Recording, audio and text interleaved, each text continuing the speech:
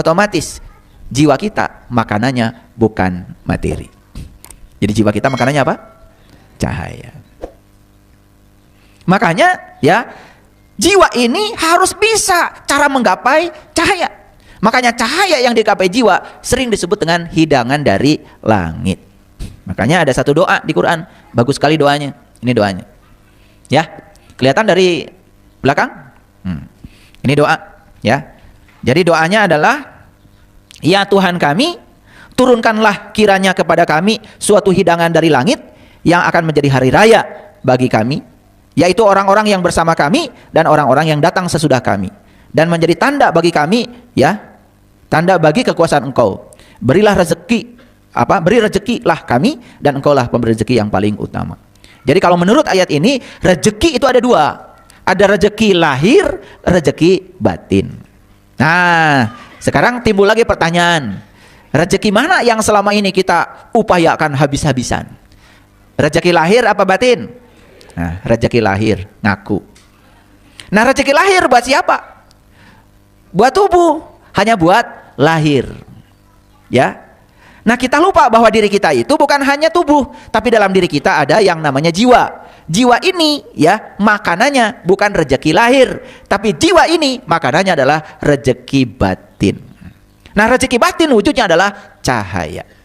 Maka Allah mengatakan Allahu nurun, Allah adalah cahaya. Allah yang mengatakan gitu di Quran surat An-Nur ayat 35. Jadi rezeki batin kita yang paling utama adalah Allah itu sendiri.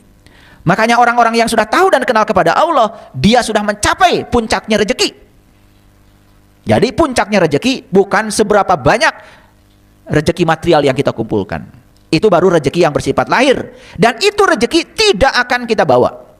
Malah justru rezeki itu akan kita bawa yang dibagikan oleh kita. Tapi rezeki batin itu yang akan dibawa. Kan itu akan menjadi jalan pulang kita.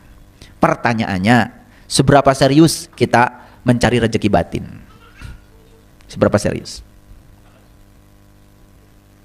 Itu masalah kita. Kalau untuk urusan uang, hujanan, papanasan, betul nggak? Sehebat apapun bahaya yang dihadapi, kalau untuk rezeki lahir, wah luar biasa. Tapi untuk rezeki batin, ya, masa saya sangat kagum ya. Ada orang dari Kanada datang ke Bandung, saya tanya, apa tujuan Anda dari Kanada ke Bandung?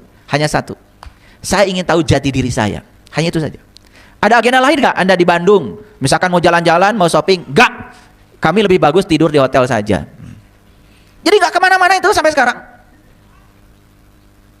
Bayangkan ya, saya mau bertanya. Kalau Bapak Ibu tinggal di Kanada nih, tahu Kanada? Oh iya, saya salah ternyata saya ngomong ya. Iya. Kanada itu di belahan benua lain, ya, di Amerika.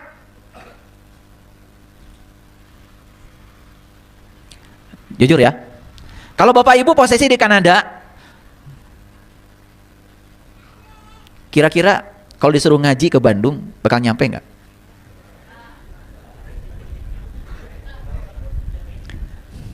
Ini pertanyaan nggak perlu dijawab. Sebetulnya maksud saya, kalau saya di posisi mereka, kan harus mengeluarkan uang, harus naik pesawat. Di angkasanya bukan sebentar itu, 18 jam. Sampai 24 jam. Belum lagi transitnya beberapa kali, betul? Tapi karena dia tahu betapa berharganya namanya rezeki batin itu, dia ingin memberikan hidangan bagi jiwanya. Bayangkan,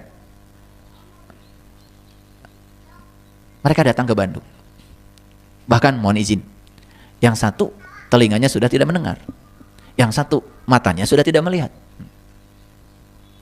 Begitu luar biasa. Makanya saya hargai. Saya sampai menyediakan waktu seharian untuk melayani mereka. Seorang pencari itu seperti itu. Jadi kalau dari Cianjur ke Bandung, apalagi dari Kopo ke Bandung, dari Lewi Gajah ke Cimahi, aduh, itu karma baikmu itu, karma baikmu, ya. Mencari sesuatu yang luar biasa, jaraknya pendek, itu karma baik. Tapi sebegitu besarnya karma baik, kita, ternyata tidak banyak juga orang yang tergerak untuk mengambil hidangan ini. Luar biasa. Jadi kembali lagi, hidangan ada dua ya. Hidangan lahir, itu yang kita upayakan setiap saat, setiap hari. Yang kedua hidangan batin. Berapa banyak di semesta ini orang yang peduli bahwa dalam dirinya ada jiwa yang memerlukan hidangan batin, yang memerlukan Al-Maidah dari langit ruhaninya. Makanya ini doa dilantunkan pertama kali oleh Nabi Isa alaihissalam. Allahumma rabbana anzil alaina ma'idatan minas samai takuluna id. Ya Allah, turunkan hidangan dari langitmu, yang turunnya hidangan itu merupakan hari raya bagiku. Ini lantunan doa yang hanya bisa diucapkan oleh orang-orang yang punya kerinduan ke kampung asalnya, oleh orang-orang yang tahu purwadaksinya, oleh orang-orang yang tahu kulitnya. Karena ada istilah tuh, ya, kacang suka lupa kulit. Mana tadi ada kacang? Minta dong. Buah sini. Sama gelas. Sama gelas ada airnya.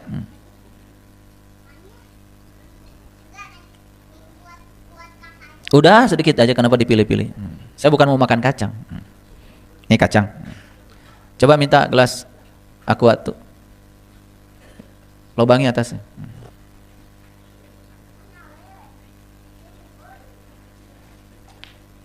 Dibuka.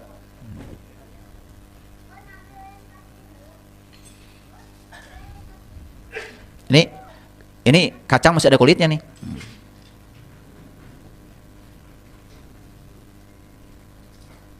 Dah, nggak usah bagus-bagus.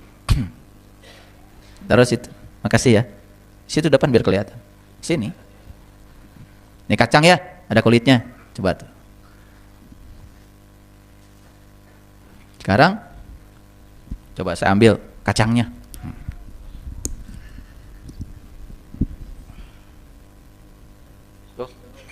Tadi waktu dia ada kulitnya tidak pernah ke bawah, tidak tenggelam, betul nggak? Waktu ada kulitnya dia di atas saja. Masih ingat ya tadi ya?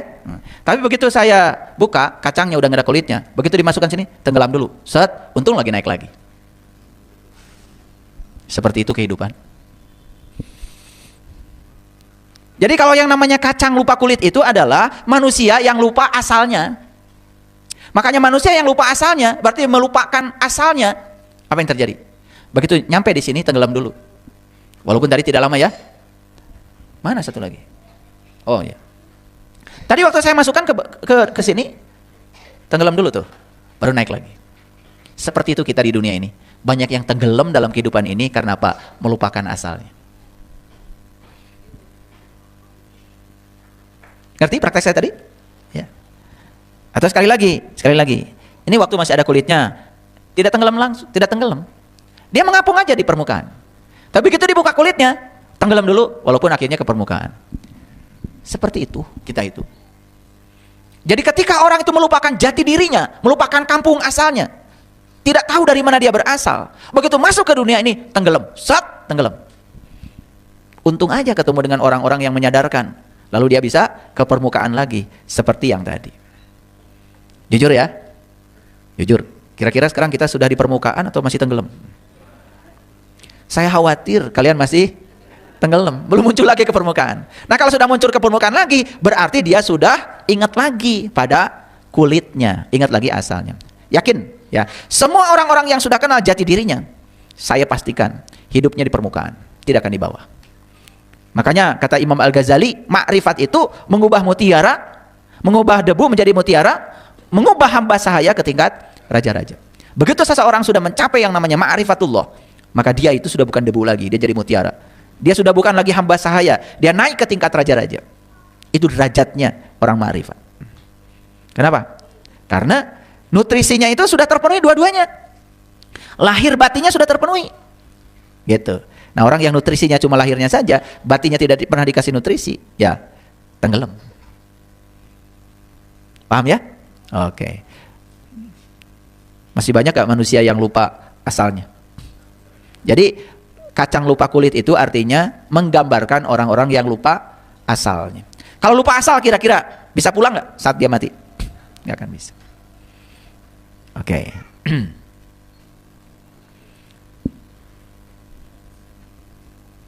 Jadi tugas kita sekarang ini harus apa?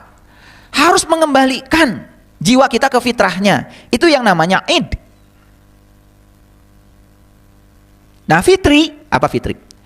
Fitri dikata iftar. Iftar itu artinya berbuka. Nah, untuk kembali ke fitrahnya, maka kita harus berbuka. Apa yang harus dibuka? Yang dibuka itu adalah tirai yang menutupi pandangan kita, kabut, sehingga matahari ruhani dalam diri kita tidak kelihatan. Nah, makanya kita harus kembali ya ke jati diri. Gimana caranya? Harus berbuka. Biasanya kalau orang berbuka kalau apa? Kalau saum. Betul nggak? Makanya saum itu harus berbuka. Ketika berbuka namanya takjil. Jadi takjil itu artinya segera. Takjil itu artinya segera. Jadi takjil itu artinya segeralah kamu berbuka.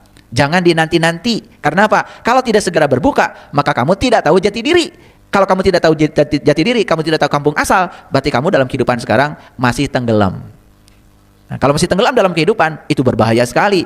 Itulah yang disebut dengan penderitaan. Makanya ayatnya jelas ya, di Quran surat Al-Fat ya, surat Al-Fat ya. Al-Fat itu artinya keterbukaan. Ayat yang pertama ya, inna fatahna laka fatham mubina. Sesungguhnya aku telah memberikan keterbukaan kepadamu, keterbukaan yang nyata. Jadi keterbukaan itu harus nyata. Ya, mubin itu nyata. Jadi keterbukaan itu harus nyata. Coba, bisa nggak membedakan keterbukaan yang nyata dengan yang tidak nyata? Bisa? Kalau bisa, nggak akan saya kasih contoh. Bisa nggak membedakan keterbukaan yang nyata dengan yang tidak nyata? Bisa apa tidak? Kalau nggak bisa, saya kasih contoh. Nih, coba tutup matanya semua. Bisa nggak sekarang pikiran memikirkan sesuatu? Bisa? Memikirkan uang? Bisa? Memikirkan rumah yang bagus? Bisa? Memikirkan usaha lancar? Bisa? Bisa. Memikirkan pepes ikan? Bisa. Memikirkan goreng jengkol? Bisa.